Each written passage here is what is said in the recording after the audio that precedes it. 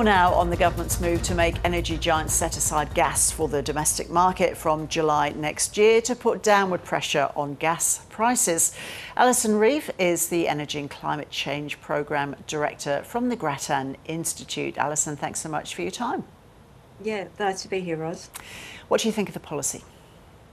It feels to me like a bit of a missed opportunity, to be honest. I think the government had an opportunity here to really properly restructure the relationship between our domestic market and the international market. And what they've announced today, I can't see how this is going to have a material impact on price. And I think it's going to mean we have continued worries about supply shortages on the east coast of Australia. Why is it not going to affect prices?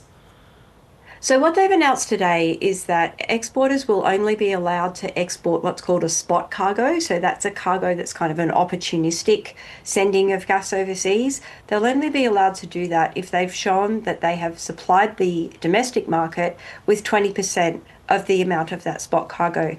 If we look at the data from last year, only one supplier sent spot cargoes overseas. And if we take 20% of the total spot cargoes that were sent overseas, that's only about 2% of total East Coast demand. And 2% is really not enough to have a material impact on price. Okay, so it's not 20% of exported No. supplies which would remain that's onshore. Right. That's right. Right. It's only 20% of what they call spot cargoes. So what percentage would make a difference if it were kept on shorter price?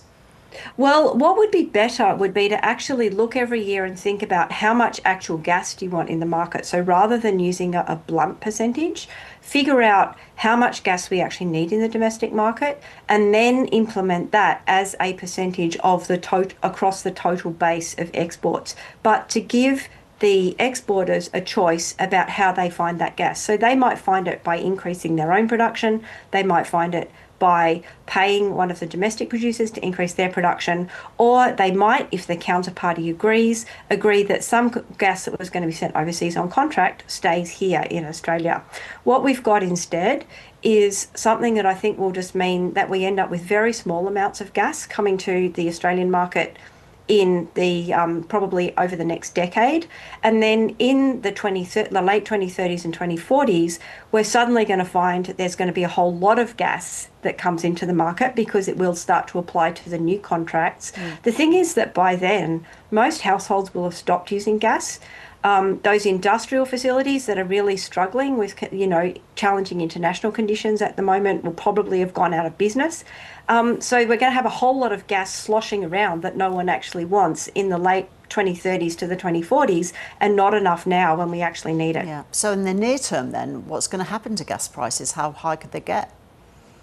At the moment, gas prices have been pretty flat since the start of the war in Iran. I suspect there has been a little bit of an effect there that the industry knew this was coming, and so they have been deliberately offering their gas at lower prices because they didn't want to have the gas reservation, and also the fact that there was a gas tax rattling around as well.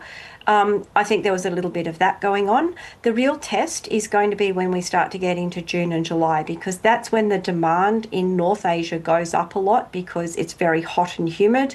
But it's also when our demand goes up a lot because it's not hot and humid, it's cold, it's winter. And so that's going to be the real test as to what happens with prices. This is still a big policy move, though, isn't it? Our National Affairs correspondent Jane Norman was saying earlier in the hour it's the biggest intervention in the market for a decade, so it's significant.